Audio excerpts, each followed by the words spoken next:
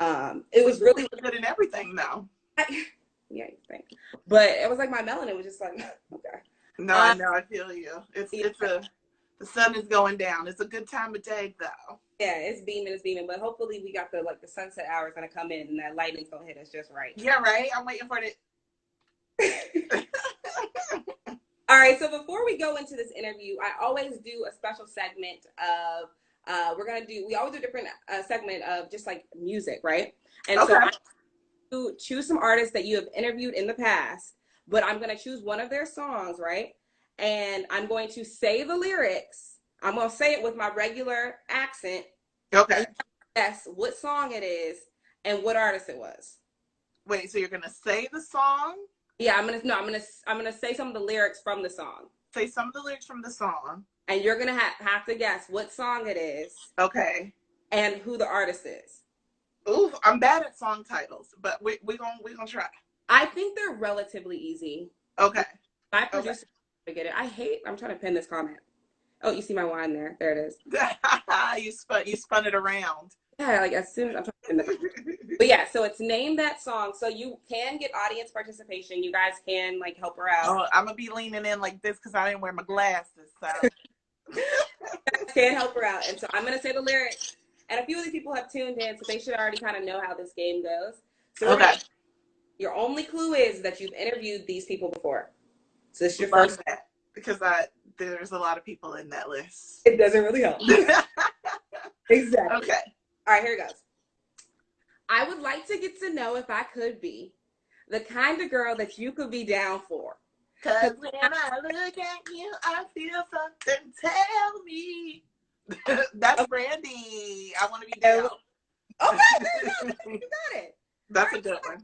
You got the first one. Okay, so nobody even had to help you out with that one. Let me see. No, I didn't need no help with that. You tried to speak it, but in my head you sounded like it. Yeah, okay, so I'm gonna try a little bit different. This one's awesome. So we'll see if you get this one. Okay. This one, I don't know, my brother was able to get it, so we'll see if you can. Okay. Hey, Shamika. Oh, lover, don't you dare slow down. Go longer. Last more rounds. That's Kelly Rowland. Also, Miss Juicy, if we're being real honest, because Miss Juicy owns that song now. If y'all have ever seen her do it, that's motivation. Okay. All right, you got it. You're first. Oh, no. Last more rounds. I tried to say it. Okay. And so I was in one of those, and I was like, this is actually kind of cool. It was a media, it was something media, like some sort of media something class where we were learning a lot about how the media affects everything. And I was like, this is nice. I kind of like this. And so as I was going through the major and just looking at all the different types of jobs that you can get within that communication major, I saw journalism, and I was like, that's kind of like that whole psychology thing, but now I get to tell the stuff that people tell me. Like in psychology, you gotta keep it and swallow that down. And swallow those juicy stories. Yeah. So yeah, it was kind of the same thing to me, and I was like, all right.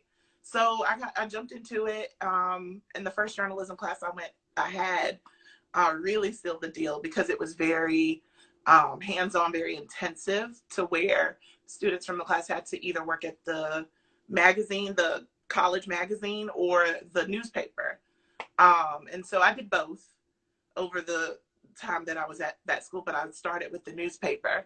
And I was like, yo, I love this. I love being able to interview. I love being able to tell people stories, and put things together, like to make people see it the way that I see it. Hopefully they can, I don't know. It's really cool to be able to craft stories and give that back. Mm-hmm. Yeah. So did you minor in English? I actually ended up getting 2 degrees. I double majored. Okay. So I double majored in theater and journalism. Yeah, because by that time I also was taking so many theater courses that I was just like, I already have a major if I take like one more semester and do the auditions and all of that. So I just ended up getting a theater degree as well. All right, so that makes me think. So like when you went off to New York or decided to move off to New York, were you going out to get an act? Like, did you want to go and become an actress when you went out there? I really wanted to, like, I wanted to be Khadijah Okay. James All of right. Living Single fame. Yeah. Um, fully wanted to be, like, obviously Queen Latifah is everything, but I really wanted to be Khadijah. So, like, the dream of moving here to New York, being at a magazine at the time, not even thinking like I want to own the magazine the way she owned Flavor, but Yeah. I wanted to work there. I wanted to be a part of it. And then on the side, because I was going to use my theater degree, on the side, I was going to be writing plays and, you know, this and that. And I didn't even think, you know, at that time, you know, it wasn't really like YouTube time and all those things. So I wasn't thinking, oh, I could write that type of content or make that type of content. I was just like, I could write plays. And Yeah. I'm moving to New York. I'm going to be on Broadway and all this stuff. So that's what I thought. When was that moment where, I guess that point where you decided that you wanted to kind of like shift that path or shift that where you wanted to go? What do you mean shift where I wanted to go? Like not go off into Not be the playwright that I thought I was going to be, because I'm Khadijah. Yeah. I did get that. I did get. You're just not on the single yet. Yeah, I got you. Yeah. But I think just being here and surviving, having to survive, and having to hustle, it just changed the way I thought it would be. The free time wasn't really a thing. I was definitely working 7 days a week. I was a receptionist. Well, I did a lot of odd and end jobs first, like through temp agencies. Then I got a receptionist gig from a temp agency job. This woman got pregnant. She didn't want to come back. I started being the receptionist. Okay. For a smooth, don't give me the lying, but I think like somewhere around 28, 30K a year. In New York City. In New York City. But mind you, this was 2006, 2007, 2008 is when it started getting crazy and recession-y. Yeah. Stuff was going down. I ended up getting laid off. So I was doing a lot. I was working nights and weekends at Macy's. Your girl just needed to survive. So it just wasn't about me. It not necessarily wasn't about me dreaming. Mm-hmm. It just, I needed to make sure that I was alive in order to do so. And then it just, the theater in me is still there, but I haven't sat down to write nobody's play. Mm-hmm. I used to do a lot of like on stage moments here in New York, because New York is really just, it is as great as people say it is. I know the world is crazy right now and we are all under this dark cloud, but like New York is what they say it is. It is the city of dreams, legitimately so. I love that you could literally go anywhere in the city and find an open mic, find a place to perform. So I was always doing that kind of stuff. I was doing poetry. I was in like poetry writing groups. I was in playwriting groups. So I did practice it, but it just wasn't a thing that I like fully led into. And so I think as my journalism started to be digital, and the times changed with digital journalism, I changed, I guess. Mm-hmm. The route led me to be more so in front of a camera. The route started my video career, honestly. Shout out to Danielle Belton, Lynn Pitts, Donna Bird, Henry Louis Gates, my people. The route is everything, you know, you Black media. But I got to start that video platform and help them develop a video presence. And so it was really awesome. And I guess that would be the shifting moment where I went from more print journalism, digital journalism, into video producer, video personality. Mm-hmm. Yeah. So let's talk to me about why you chose. Hey, Chitty. Chose to work with a Black media outlet. Why I chose to work with a Black media outlet? Because I chose not to go to a HBCU, and I feel like I cheated myself. Okay. I went to a BWI. I love that answer. Yeah, I felt like I cheated myself. And I was just like, you know, I love Black culture. Mm-hmm. And before I even knew that that was like my purpose and what I would end up, like what would end up being my path, mm-hmm. I was like, I want to do Black stuff. Mm-hmm. So I don't even know if it was a voluntary choice versus just being interested and then getting a job at Hello Beautiful and then feeling what that felt like to be immersed in Black culture all day, every day. Like, I still hold that place so near and dear to my heart because it taught me a lot about journalism. It taught me a lot about working on editorial teams, coming up with content, conversation into content, which was Smokey Fontaine, our chief content officer at the time. That was his biggest like mantra: conversation into content, conversation into content. So it really helped me hone how I create and why Blackness is the thing that I'd rather do the most when I'm creating. Yeah. So I do kind of also want to elaborate on this because I don't necessarily hear people say. You told me to get wine, and I feel like I'm drinking alone. And I told you I don't like to drink alone, so we didn't even.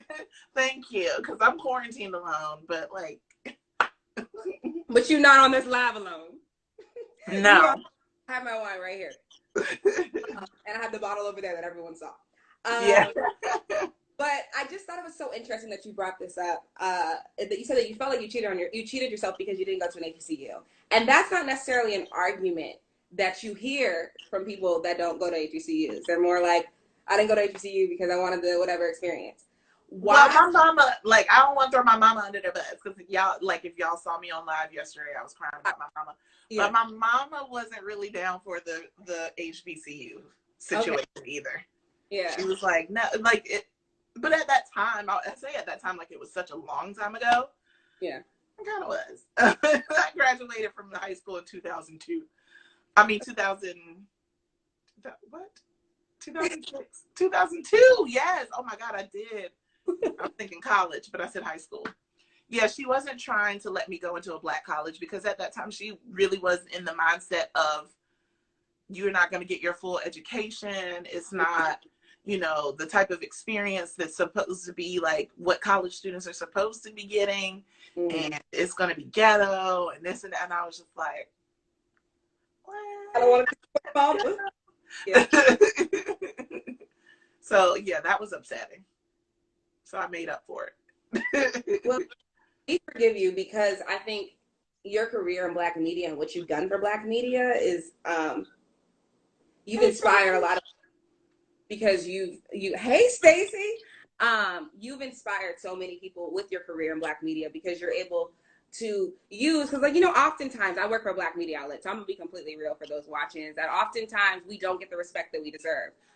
We can sometimes be passed up on red carpets. People want to go to the bigger outlet names, but you know, repped it with power. You go into these rooms where oftentimes where you may be the only Black media outlet in there, but you're making sure your questions are heard and you're making sure that you have good questions, because oftentimes the other outlets are in there and they don't got the good questions.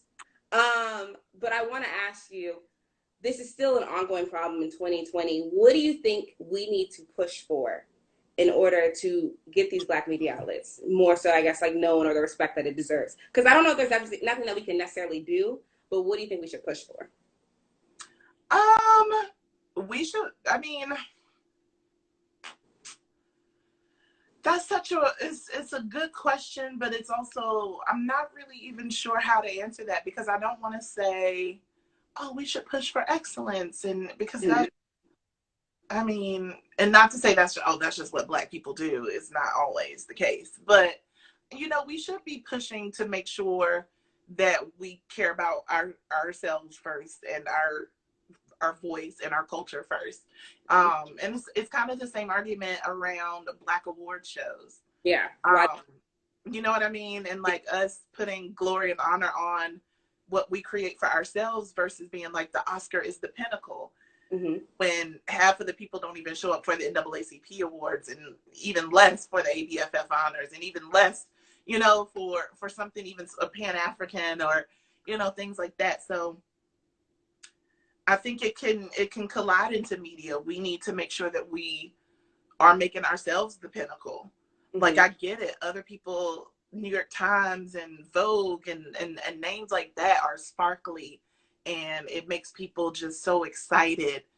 But so should An Essence, so should The Root, so should The Griot, so should these other spaces that are inherently Black and are going to always champion Blackness first. It's not going to ever be just a trend, or because they put a bunch of them in Black Panther, now you want to cover it. It's like we are always there and we're always the voice. And like, this might be separate, but kind of in the same vein. I wish celebrities would also share our stuff. You know, celebrities, and not saying that, like, you know, because you work at the Griot, and so you do a lot of everyday people stories too. It's not always about entertainment and celebrities. Yeah. But we all know celebrity, you got the numbers, you got the eyes on your stuff. So if we get you first, if we can first get you and have this story because we got this chance, the least you could do is share it. Yeah. You know, like I've made even, like, it's frustrating because at this point in my career, I've been in this industry a long time. I've gotten to friendship levels with celebrities. And I'm even looking at them like, friend, I did a whole interview. And then I look and you're sharing this Teen Vogue piece that you did where you're playing with Silly Putty. Yeah. And I'm like, I sat down with you and had some real questions about your music.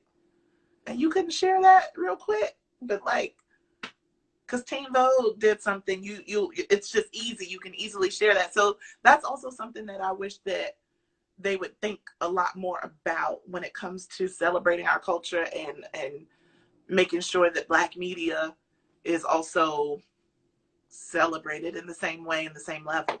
Yeah. We were the ones that were shooting with you in the gym. We was supporting your and stuff. Will be. Yes. Whenever, like, you know, whenever you stop being the hot next thing. We gonna still be the ones that love you and go to your concerts and all that other stuff. And watching your web series. Okay. So why can't you just retweet and put it on your story? Like, I even send, like, suggestions. You can copy paste this too. Yeah. Like that needs so much. Like whenever I get a comment or whenever I get someone just, I'm like, wow, I feel seen. I thank you. That hard work that we put into this, thank you for showing that. Yes, because it is, I've seen it be thankless and I've seen it be well thanked. I've seen, you know, journalism change to be where the journalist gets some credit and gets the virality. I've also seen it where we get completely cut out and the stuff gets shared and people recreate it. But like, it's hard to have ownership on the internet.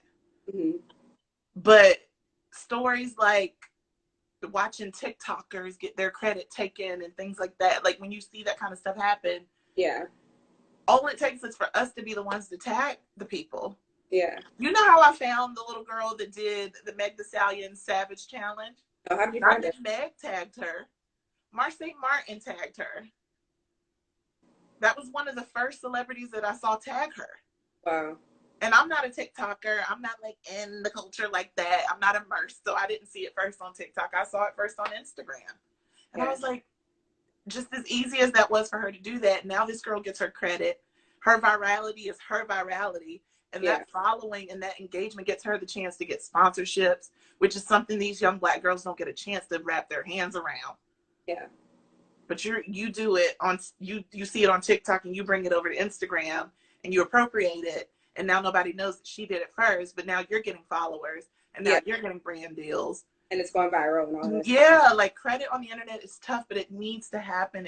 And it starts with the person bringing forth whatever the content is. Tag a person, say their name, say you've been inspired by, like, just put it out there. And I feel like that's the same thing when it comes to Black media, journalism, like internet journalism, like whatever you want to call it, digital journalism, like just have that integrity. That's so important. I see Gia and Stacey. Hey, Gia. Thank you, guys. Yes, I do have the twist out today. You know, I'm trying to rock out the natural. Yes, honey. I got a few more weeks before we get rid of the crochet. I had to join you. My twist had to go out at some point. I'm gonna join you. But I do want to bring up just the fact that, like, you know, oftentimes we do face that where people don't give us our recognition, but you've established in your career where people, they do follow you, they do love you, they come on your show, they come on real quick. We've seen there's some people, they've come on real quick, and you do now you're still going to get the people that don't always, I guess, show the love, but there are some people that have. Can you talk to me about being able to establish those relationships and building those relationships? How does that make you feel looking back and seeing how far you've come in your career? You, like, Danielle 15 years ago wouldn't even believe Danielle now if I was like, girl, Kendrick Sampson from Insecure is going to be in your DMs. Like, Winston Duke is going to be in your DM. Like, like, shameless plug, those were real situations. They really happened. But, like, I would not believe myself because, first of all, that's never what I did it for. Yeah. I didn't know that this was a part of it. I didn't know that I would become a personality. I didn't know that people would care about me in the same way that they care about some of my faves that I care about. So that's weird. It's weird to me. I even shared it today on my stories where this girl was like geeking out because I responded to her DM, and I was like, girl, because she was like, I care about these famous people, and I was like, that is just, it's not what's happening here. Yeah. It's just not. And I feel like, I don't know, I'm open to it. Mm-hmm. But it's strange to me. Mm-hmm. And I forgot your original question. I think I drank too much of this. You answered it. I said, how does that make you feel looking back on your career? So yeah, I did answer. You're right. Okay. Thank you. No, it does make me feel, it's incredible though, because being loved is incredible. Mm-hmm. That being celebrated is incredible. I don't want to be famous. I don't want to be a celebrity or anything like that. I want to be known for my work. Yeah. And so, yeah, looking back, I think that I'd be proud of myself. It would be so surreal to know that this is like what has manifested, the relationships, the love, the support. And I'm literally just getting started. I feel like I've been in this thing for a minute. Yeah. But I do feel like I'm just starting. Yeah. Tiffany, hey Tiffany. Yeah, hey mentor. Hey, you're laughing at me. This is why I'm the grand mentee, because Tiffany, I gotta say this real quick. I gotta do shameless plug who Tiffany is. Tiffany mentored me while I was at Howard, and now Tiffany's mentor is Danielle. So now, technically, I said that I'm now your grand mentee. Yeah, my grand mentee. Yes. So yeah. I love that though. That's generational menteeism. We gotta spread the wealth from generation. I've never seen it, but welcome. Welcome. I think. Hey Ty, I missed your FaceTime. I'm sorry, girl. I was in the shower. I'm glad. Yeah, that's good. You took a shower before you got on here. I had to get ready for this. Well, see, the thing is, I worked out earlier today. Okay, that's it. Ended up on the floor for like a smooth half hour. I was like, wow, I'm out of shape. And so the day kind of got away from me, and then I was like, should not come to this live looking like it looks. You could have. Thought it was glow. So it could have pulled it together. Well, no, girl, because I worked out a smooth like 8 hours ago. Like, let's be real. I was trying to help. Okay. Get off the floor. Okay, we're I made it though. I'm off the floor. You made it. You have your glass of wine, and you're sitting on live, and you look good. You're glowing, so that's all that matters. Thank you, honey. It's my ring light. I need them. I do. Before we get into questions, and I hope you guys are sending in questions. I'm pretty sure you are, because people already have them. But before we get into that, I think you're in an important part of your career because you recently decided to bet on yourself. You had such a great career at Essence where you were literally, I want to say that, I don't want to say you were the face of Essence, but Essence Digital. I'm not going to say all that, but I'm going to say it low key. But when you think of Essence, you think of the over-explainer, you think of the interviews that you've done, you think of the questions that you've asked that have gone viral. So in my opinion, my humble opinion, you know, that face, and you decided to bet on yourself. What was that conversation that you had with yourself? And are you scared? Girl, you better get out of here with your questions. Yes, I Okay. am horrified.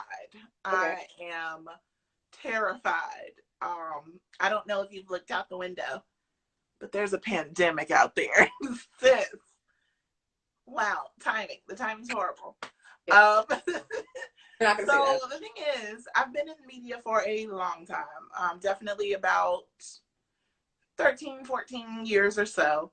Um, and if you are a creative, if you have an entrepreneurial mindset, it doesn't matter what industry you're in. When you're working for a company or an entity, Mm-hmm. even if you love being in a company, if you love the stability, if you love like the company, you Yeah. will still get to a point where you have grown tired of contributing to someone else's bottom line and not your own. No Mm. matter how long, you've been in it, no matter if that is your mindset, if it is a mindset of entrepreneurialism, and maybe you know it, maybe you don't. I didn't know it. I thought like I would work for companies for my whole life. Yeah. But yeah, it comes to a point where you don't want to do that anymore. So I've been having conversations with myself over the years for a while. And like, what does it look like? What does it look like if I don't have this behind me? Mm-hmm. Am I the publication that I'm a part of? Am I going to be important when I'm not a part of that publication? Are people going to care?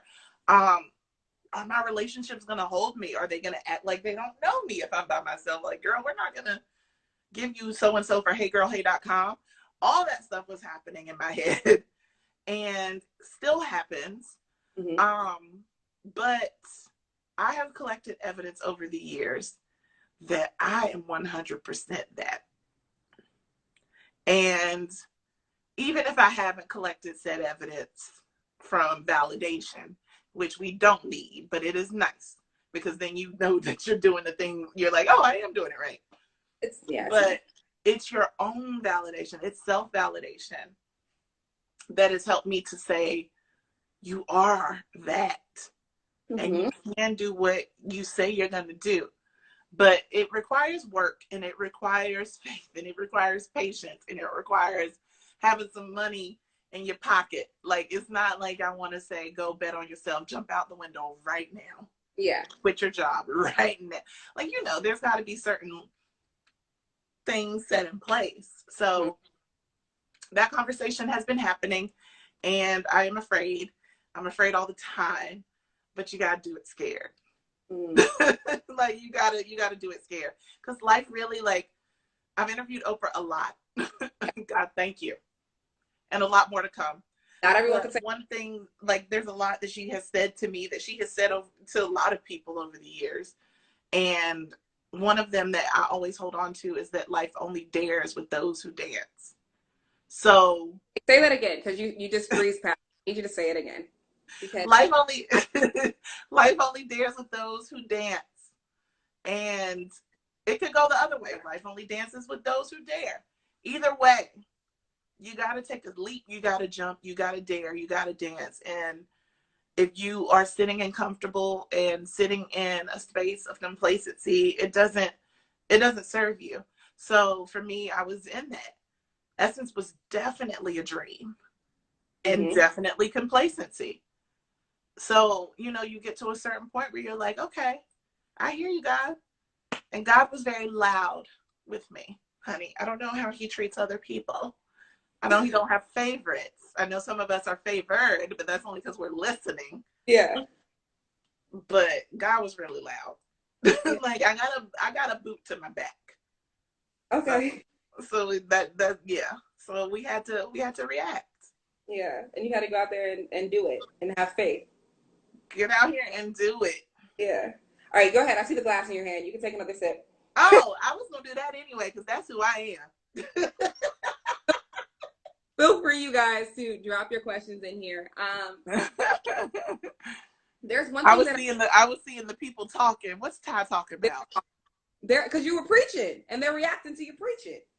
Y'all better be, yes, Bible verses. Look it up. It's in the Bible. Everything I said. That's awesome.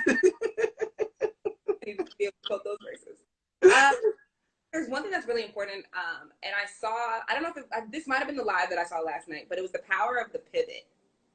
And yes, he had me in my feelings last night. I'm not going to get you in your feelings. That's not my goal for today. I didn't want to. I don't want to. Yo, I cried on IG Live. I was like, yeah, I hope, I want to keep it light. Thank you. I do want you to take that time to go into the power of the pivot, because oftentimes if there are people that are watching journalism or people that are going into the career of media or just in life, we often have to make that pivot. Can you talk to me about the power of the pivot and being able to adjust? How did you get to that point of being able to adjust? Or are you still going through that? You always go through that because life is going to life and the world is going to world. So it's always going to be something that you're going through. Mm-hmm. Pivoting for me is not about being like, girl, whatever. Pivoting for me is like feeling those feelings, allowing myself to be in it, recognizing what's going on, but then not letting that be the powerful thing that's happening for me. Okay. All right? Like I take it, I feel it. Okay, now what? Because action is always the thing for me. And like, I'm not even trying to like preach or anything. I'm just telling you what works for me, and hopefully it works for you. But action for me is the thing that always pulls me out of anything. Mm-hmm. Depression, sadness in general. Like I need to act on something, which is why, like, if you've seen me post pandemic, action. I can't be in, because if I'm in inaction, I don't know what that's going to look like for me, but it ain't cute and it ain't good. And I don't want to get there. Been there. Don't want to get there in a pandemic. Yeah. That seems deeper than anything I've ever experienced already. So I'm just in action, and I'm working. And if I feel like I'm working towards something, which I think is like and I don't want to misspeak, but I think that's like people who've been to prison, that is one of their mind tricks, to be having something to work towards. Yeah. And I am not in no way comparing this pandemic quarantine, my life, or anything to that of anyone who has ever been to prison. Yeah. I just know that is something that they do to help in a confinement state. Yeah. Focus on something, working towards something. Yeah, that's very true. So in this career of influencers and the following, you talked about how someone was in your DM, like just excited about you responding back to them, you liking a comment. I'm sure people are like, oh my gosh, I'm not. I saw her in here. I'm thinking it's a woman. I saw her in here. She is. I got excited when I got that follow. I was like, wow. I said, this is good. This is great. I said, I'm doing something. So how do you stay authentic in a world where we're surrounded by such a social media and digital media age, where some people can kind of get into this world of where things are fake or whatever? How do you stay authentic in who you are? How do I stay authentic in who I am, like on social media or just in general? In general. Girl, and you're also because I said you're also authentic on social media, but well, I am. I drooled on my Insta stories today. You know what it is? I'm just who I am. Mm-hmm. Like I don't really make any apologies for that, and it has bitten me in the ass sometimes, and it has worked in my favor sometimes. Mm-hmm. I am who I am, and I don't have the capacity to be anything other than that. I have to be truthful. I have to be honest. I don't know. It's just what I do. It's just how I was raised. Lying is silly. I feel silly when I do it. I feel silly when I get caught in one. Because I'm not saying this to say like I am an angel and I've never lied. No, been there. But it feels silly. And I also 420 friendly, so like I can't remember. What was that? I can only remember one truth, baby. I can't, it's got a lot going on. Got some interviews to do, got some lives to attend. Yeah. I can't focus on fabricating things. curating things, curating moments. Like, I'm a content creator. I know, like, I love a filter. I love, like, putting things together, making it look cute, but I'm not going to do that and sacrifice being a human person. Like, when I say I'm not famous, I aspire not to be. Yeah. But I know that my talents and my abundant soul is going to be in a place where it will be celebrated. Yeah. So I know that that is on the way, and I know I need to accept that. But I don't want people to think that that's the aim or what I even want. And it's not even what people think. I know that that's not what's going on here. So I remain me, because that's all I got. And I really like me. So fun. So that's fun. So like, so fun. I was watching, somebody was like, you have to, like, in this quarantine, I love you. You come to the point where you have to realize, like, do I like myself? Like, you're kind of like forced to have to like yourself. Yeah, I've done a lot of self-work. Yeah. And I haven't always liked myself. I don't always like myself. Yeah. But I love me. Yeah. And I think because I know that my intentions are good and I'm a good person, I can enjoy me. I get irritated with me when I don't meet my deadlines. Yeah. When I don't do what I say I'm going to do, which is often. Yeah. So, you know, I break my own trust and my own integrity with myself a lot. Yeah. I try my best not to do that with others, but it happens. But I do know, like, my intentions are clear. Like, I'm not here to do any harm. Preach on that. Look at that. That's beautiful. That's self-reflection. Don't give me credit. Do no harm is, like I was saying last night. That's what doctors say, and like they have to have that oath or whatever. Yeah, I just love that, because I think we should all be soft landing places for people. You know, like, we all going through stuff. Everybody, all the time. So why not? So we're gonna get into these questions now, because there's now. Yeah. Well, questions that are not from me. Oh, okay. I wish that they didn't cover your face in this one. I know, it's like I could go get me some more wine while you put. It's here. It's already here. All right. Where did you get your? A great question. Where did you get your humor from? Honey, my mama, she is hilarious. She makes me laugh. My oldest sister, so fun. My oldest sister is funnier than me. Some of the stuff she says, I'm like, wow, I'm stealing that. But yeah, my family is hilarious. They keep me in stitches. I'm fat.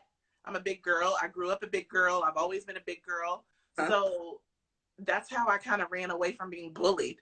Mm. And bullying and all that changed. Everything is different now. Back in the day, like a good dose of bullying, and it got your skin a little thicker. But God rest the souls of the people. Like, I'm not trying to, like, downplay bullying. I know people have committed suicide because of these things. I'm not trying to downplay it. Yeah. But, like, back in the day, it is something that, like, we just kind of went through. But instead of, like, being the victim of somebody making fun of me because I'm fat, I made jokes. And I made the jokes before they made the jokes. So, like, I would have the punchline before they could do it. Like, I remember one time coming back from the pencil sharpener, I made, like, a beeping sound like a truck backing up. They died laughing. Yeah. But I was like, I did it before somebody else did it. Mm. And I was never made fun of in high school. I was a prime candidate to be made fun of in high school.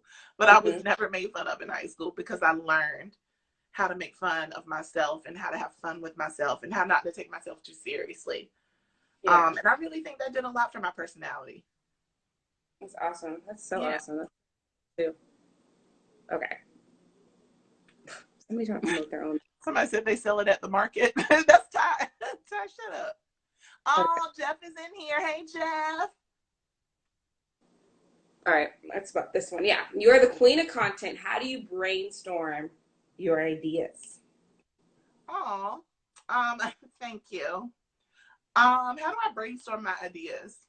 It depends on what I'm creating for. If I'm doing something comedic, my comedy is based on relatability. If people feel like they can relate, how does she know? How does she know I think like that? I talk like that. I say that. Those are the types of things that I think of comically. So it just depends. I'm a zeitgeist kind of girl. I'm a pop culture girl. I love making comedy that is within the zeitgeist, that is within what people are talking about right now, that's like on the pulse of the moment. So yeah, I think just however the world is moving, however I'm feeling,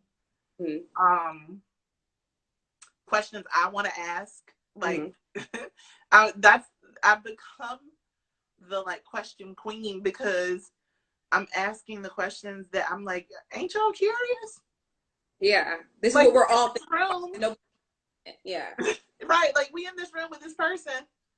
Why I'm gonna ask her what most inspires her? Like, oh my gosh, I remember my early Essence Fest days, because I've covered Essence Fest, I think at least a decade by now. Wow. Of Essence Fest under my belt. Like, I saw Prince on stage originally, and he tweeted my article, girl. Woo.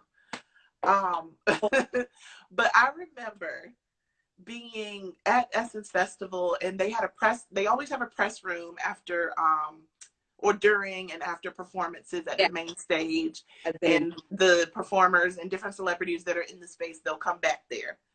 And Jill Scott came back there. I love Jill Scott. And so I wanted to ask her a question, but I'm so nervous because I love her so much. My heart is beating fast. I know I had to be on the mic. My voice was going to be shaking. So I'm over here going through it. And somebody gets on the mic, because I'm over here going through it and trying to pull myself together. Somebody gets the mic and they ask Jill Scott, who are her musical influences? And she was like, this is Essence Fest. If you want to answer to that question, you could have Googled it. Yeah, that deserves a mindset. So that was one of the first times that I ever thought to myself, oh, yeah, no, bring it when you're in these rooms, because why ask something I can find on Google? Why, you know what I mean? Why waste my time and their time? And a lot of the times you're in these open spaces and other journalists want the content too. So it becomes a thing of me asking, like, what would I actually want to know? What's not on Google? What's something that could be a story or that could be interesting? So it kind of, you just have to think. That's so important. That's actually one of my that's one of my biggest fears, is for someone to play me in public. Oh, I will never forget. Jill Scott said, "Oh, you can Google that." I was like, "What's your craziest?" Okay. Well, this is perfect. This one's a good segue. Has that ever happened to you? What's your crazy trip up? What's your craziest trip up? Has that happened? I've had those moments. So please. Oh my gosh, Tiffany, you still in here? I actually got a full circle moment to tell the person that I tripped up with them. No, did I tell her? No. I think I only told Tiffany the day we interviewed her. So years and years ago, I got assigned to do this red carpet for Alvin Ailey. And I was like, oh my God, yes. But I'm not immersed in Alvin Ailey. I know Alvin Ailey. I know the historic importance. But I just was like, oh, Black dancers going to the red carpet. And so I get there and they're honoring Judith Jamison.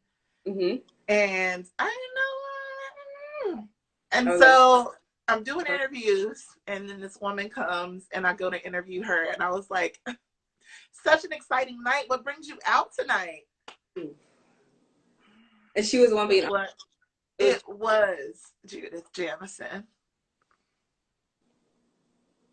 What brings you out? She was like, oh, honey, you haven't done your research. And she walked away. Wait, in their defense, they didn't give you a face sheet? I do believe I had a face sheet. Okay, I was trying to help you out. Okay. You really didn't have to mention that. You could have just left it alone. I was really hoping that they didn't. Dang. But it was just one of those things where, like, you know how carpets are. You're there all night. She is the person being honored. It was the end of the night. Like, you know what like, no excuse. It's Judith Jamison. Complete Black historical royalty. I messed up. I messed up a lot. Tiffany, my mentee, my baby girl in here, she works at Essence. Her and I interviewed Judith at the beginning of 2019 or 2020 when we could be outside and amongst people. We went to Alvin Ailey and we interviewed her. I feel like I'm way more than made up for it. Okay, good. I did all the, Tiffany, please let the people know. I did all the research. The interview was delicious. Yeah. Judith herself even was like, wow, we love to see it. She didn't remember. I think I made up for it. Tiffany got to edit it and put that out because it was a good interview. Did she remember? She said I recovered and she loved me. Judith asked for a picture with me. She didn't even know that 8 years ago I had no idea who she was. Good. And I think sometimes we can be really hard on ourselves, like in those moments. But at the end of the day, they do press so much. Like unless it's like really, really bad. Nah, that was a lesson. It was like, a lesson. Don't go into an interview without having done your research. Yeah. Especially on a carpet because everything's on the fly. You can't really cover yourself. Yeah. But you make rookie mistakes and we grow from it. And then you get the opportunity 8 years later to redeem yourself. You don't always get it. So be ready. Yeah. Tiffany said ready. She wanted a picture too. Like all this stuff happened. She asked for a picture. She was like, that was so fun. I loved it. She was like, let's take a picture. And I was like, okay. If you only knew. If only you knew that you played me years ago because I did not do my research. She was like, oh, honey. Oh. Okay, I don't think okay, so let's see. People want it. Okay. Because we only have like 4 more minutes on here. So this is a long question though. Be smart about your time. If you want to take the questions, take the question. I know, but I'm just like. Hey, journalism. Yeah, you're right. We could just talk about this this moment. What was going through your head?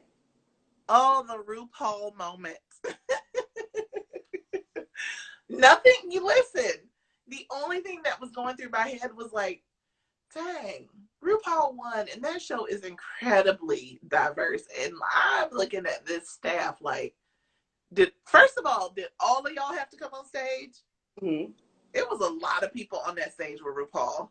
Yeah, it was a quarantine limit. It was beyond. That was the whole team. That was like a roster.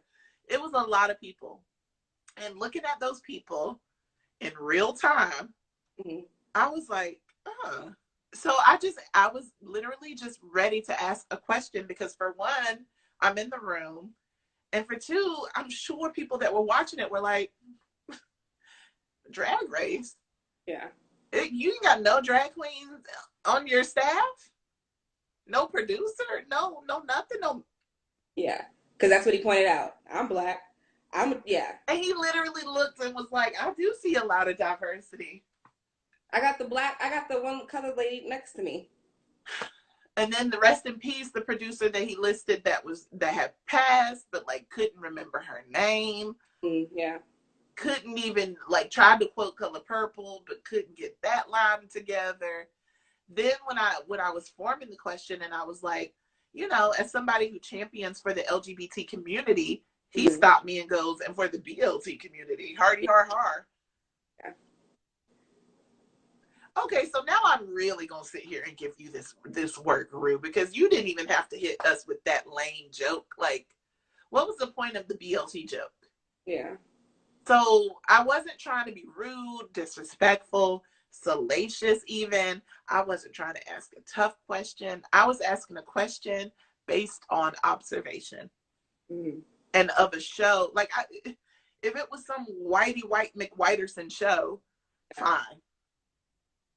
But this is one of the most culturally vast and diverse shows on television. Mm-hmm. And I'm looking at a bunch of white dudes on your stage. Yeah.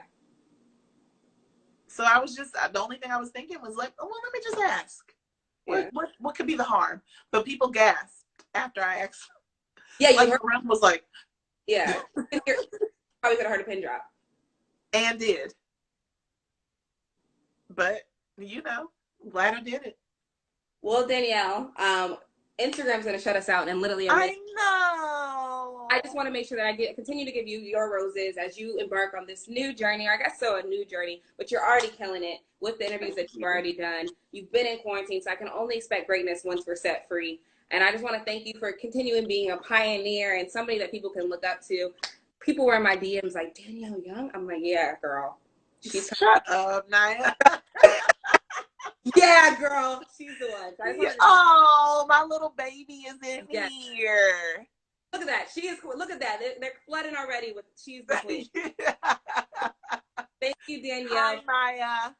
So, thank you. And make sure that everyone here, make sure you go out and support real quick. Follow Danielle. Please do. We got Michael Arsenal next week on Monday, 420 at 420. 420. There we go. We may or may not be high. Get Michael's book. I Don't Want to Die Poor. All right. I'm plugging him.